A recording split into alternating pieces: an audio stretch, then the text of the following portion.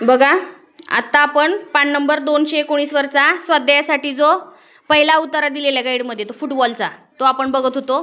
त्याच्यातला पहिला प्रश्न मी परत एकदा वाचते, तो लक्ष द्या। फुटबॉलचे नियम बनवले गेले प्रेक्षकांना मार्गदर्शन करण्यासाठी, खेळाचे नियंत्रण करण्यासाठी, त्याला सोपे करण्यासाठी आणि तो लोकप्रिय करण्यासाठी।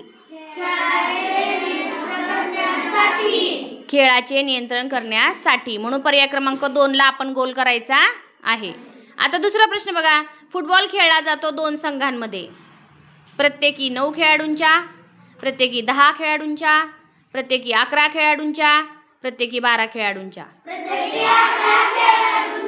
म्हणून पर्याय क्रमांक 3 ला गोल करायचा आहे।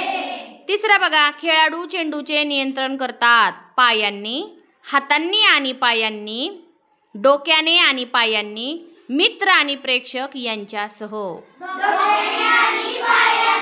उतारा वाचताना जर बारकाईने लक्ष दिलं तुम्ही तर तुमच्या लक्षात येईल की वरून जी दुसऱ्या पॅराग्राफ मधली पहिली लाईन आहे, खेळाडू आपल्या पायांनी अथवा डोक्याने चेंडूचे नियंत्रण करतात, म्हणजे आपण दुसरीकडचं कुठलं उत्तर शोधून लिहितोय का?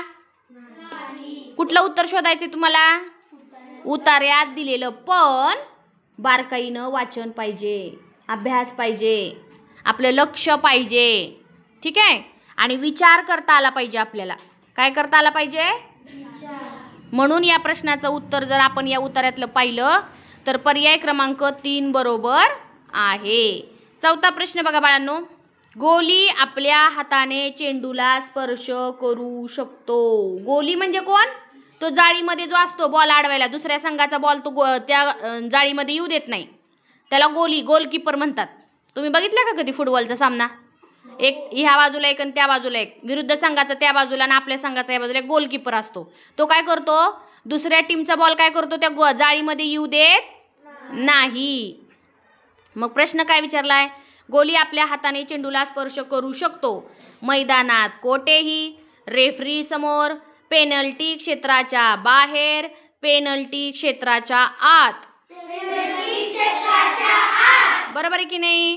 बघा इथं स्पष्ट दुसऱ्या पॅराग्राफ जर तुम्ही वाचला तर त्याच्यातली सगळ्यात शेवटची ओळ वाचा उतार्यातली, ते सुद्धा केवळ आपल्या गोल समोरील पेनल्टीच्या क्षेत्रामध्ये। काय जण पेनल्टी शब्द वाचतील आणि फडदिशी काय करतील? पेनल्टी वाचल्या वाचल्या तिसरा पर्याय रंगवतील। पेनल्टी क्षेत्राच्या बाहेर दिले, पण तिसऱ्या पर्यायामध्ये काय दिलंय?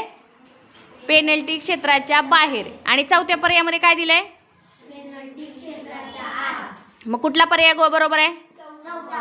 मग ही गडबड होती आपली, इथं काय होती आपली? घाई होते, गडबड होते, आणि आपण गडबडीत गोल रंगवायला जातो। म्हणून मी नियम काय सांगितला उतारा वाचनाचा? प्रश्न वाचायचा आणि 4ही पर्याय लक्षपूर्वक वाचायचे। गडबड करून पहिल्याच शब्दात आपल्याला उत्तर वाटलं म्हणून फडदिशी गोल रंगवायचे नाहीत, काळजीपूर्वक। 5वा प्रश्न बघा आता याच उतार्यावरचा बाळांनो, जगातील सर्वात लोकप्रिय खेळ आहे व्हॉलीबॉल, क्रिकेट, बुद्धिबळ, फुटबॉल। म्हणजे हा जो खेळ आहे ना अख्ख्या जगात लोकप्रिय आहे, फक्त भारतात किंवा फक्त अमेरिकेत किंवा फक्त फ्रान्स असं कुठल्या एकट्या देशात नाही, अख्ख्या जगात। मग त्याचा पर्याय काय आहे? पर्याय क्रमांक 4, जगातील सर्वात लोकप्रिय खेळ म्हणजे फुटबॉल। बरोबर की नाही? किती जणांना समजला हा उतारा कसा सोडवायचा? मग असेच उतारे तुम्हाला नवोदयच्या प्रश्नपत्रिकेमध्ये दिलेले असतात। मॅडमनी सांगितल्याप्रमाणे बारकाईनं वाचन करणे, अर्थ समजून घेणे आणि त्या उतार्यामध्ये पैकीच्या पैकी मार्क मिळवणं हे तुमचं ध्येय आहे। समजलं?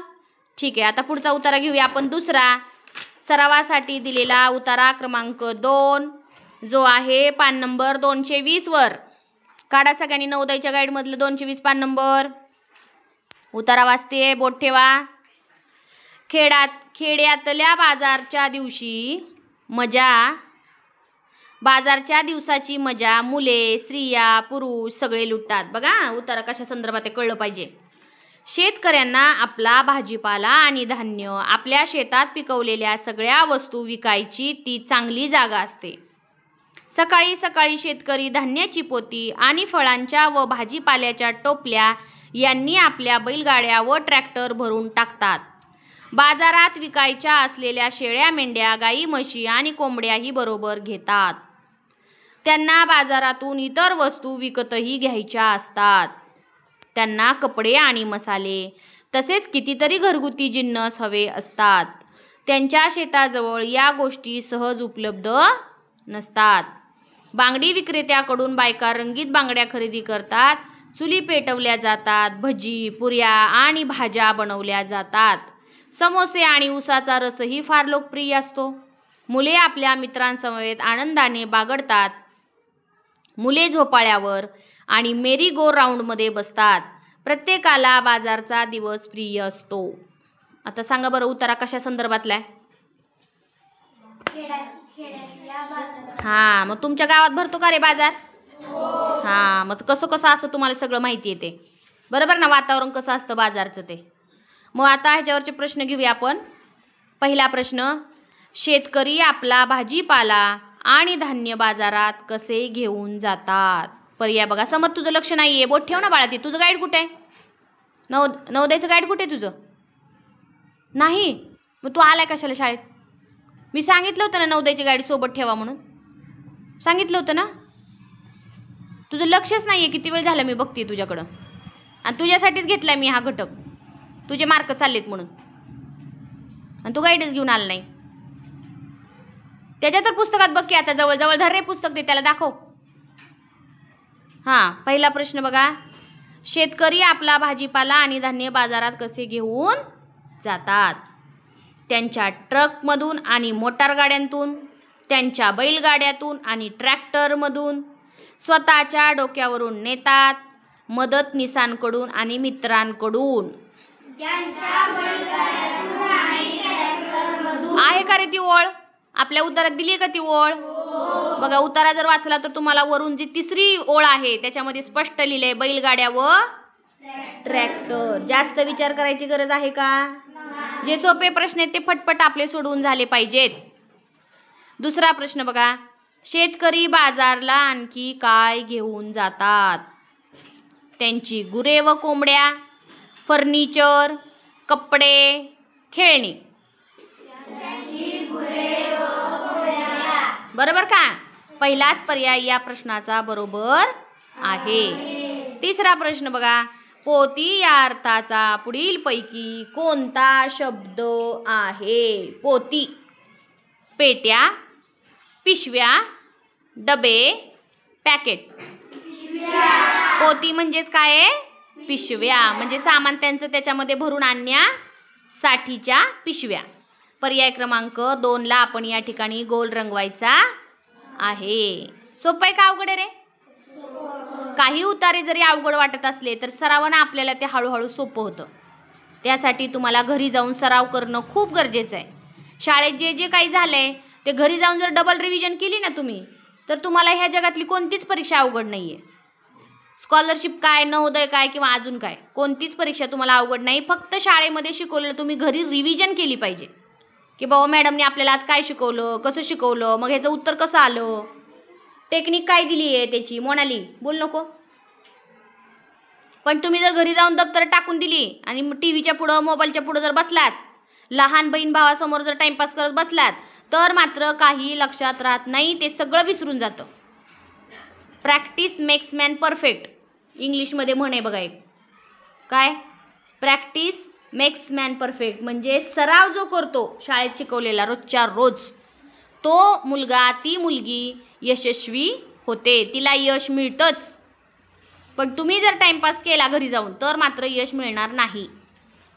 ठीक आहे? बघा, चौथा प्रश्न वाचते मी. मुले बाजारात काय करतात? भाजीपाला व धान्य विकतात, कोंबड्या आणि शेळ्या खरेदी करतात, मित्रांबरोबर बागडतात, भजी आणि समोसे विकतात. आहे का रे ही ओळ आपल्या उतार्यामध्ये? आहे. बघा, मुलं काय करतात असा प्रश्न विचारलाय आपल्याला, आहे की नाही? तर त्याच्यामध्ये स्पष्ट उल्लेख दिलाय बघा. दुसऱ्या पॅराग्राफमध्ये वरून दुसरी ओळ वाचा. मुले आपल्या मित्रांसमवेत आनंदाने बागडतात. आहे की नाही ओळ? म्हणजे ज्याचं वाचन चांगलंय, ज्याचं त्या उतार्यात लक्ष आहे त्याला त्या प्रश्नाचं अचूक उत्तर देता येणार आहे. ठीक आहे. आता बघा शेवटचा प्रश्न या उतार्यावरचा. खेड्यातला बाजारचा दिवस शेतकऱ्यांसाठी का चांगला असतो?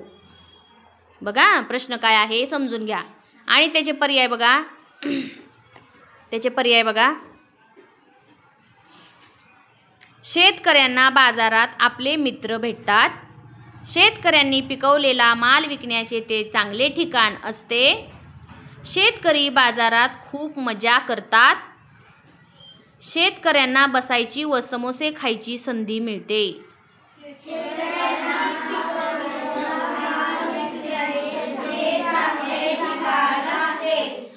खेड्यातल्या बाजारचा दिवस शेतकऱ्यांसाठी का चांगला असतो असा स्पष्ट उल्लेख दिलेला आहे त्याच्यामध्ये आपल्याला प्रश्नामध्ये.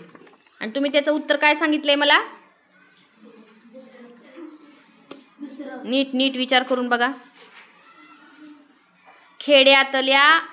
खेड्यातला बाजारचा दिवस शेतकऱ्यांसाठी का चांगला असतो?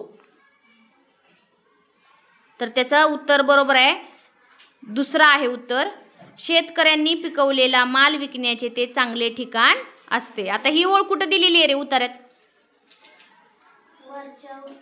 हा, पहिल्या पॅराग्राफ मधल्याच दुसरी ओळ वाचा. शेतकऱ्यांना आपला भाजीपाला आणि धान्य आपल्या शेतात पिकवलेल्या सगळ्या वस्तू विकायची ती चांगली जागा असते. म्हणजे उतार्याच्या बाहेरचं ह्या तर उतार्यात काहीच उत्तरं म्हणजे वेगळे उत्तरं नव्हते शोधायचे. उतार्यातच बरोबर त्या प्रश्नांची उत्तरं दडलेली होती. तर अशा पद्धतीने नवोदयसाठीचा नवोदयच्या गाईडमधला हा आपण उतारा क्रमांक 2 या ठिकाणी सोडून घेतलेला आहे. सगळ्यांनी काय करायचं आहे? घरी जायचे आणि डबल काय करायचं आहे? ह्या उतार्यांचा सराव करायचा. मी आत्ता सांगितलं ना शाळेत जे जे आपण शिकलो ते आपण काय करायचं? घरी जाऊन डबल सोडवायचं, डबल वाचायचं. डबलला महत्त्व आहे, त्याला रिव्हिजन म्हणतात. तुम्ही जर म्हटलात मॅडमनी शिकवले शाळेत ना आता काय वाचायचंय तर तुम्हाला त्याचं विस्मरण होतं, विसरून जाता तुम्ही. विस्मरण म्हणजे काय शिवतेज? विसरणे. आणि तुम्हाला जर वाटत असेल हे ज्ञान आपल्याला स्कॉलरशिपच्या परीक्षेपर्यंत असंच राहिलं पाहिजे लक्षात, त्यासाठी तुम्ही काय करायचंय? शाळेत जे पण काय शिकवलं ते घरी जाऊन वाचायचंच, डबल ते पाठ करायचंच, सोडवायचंच. ठीक आहे.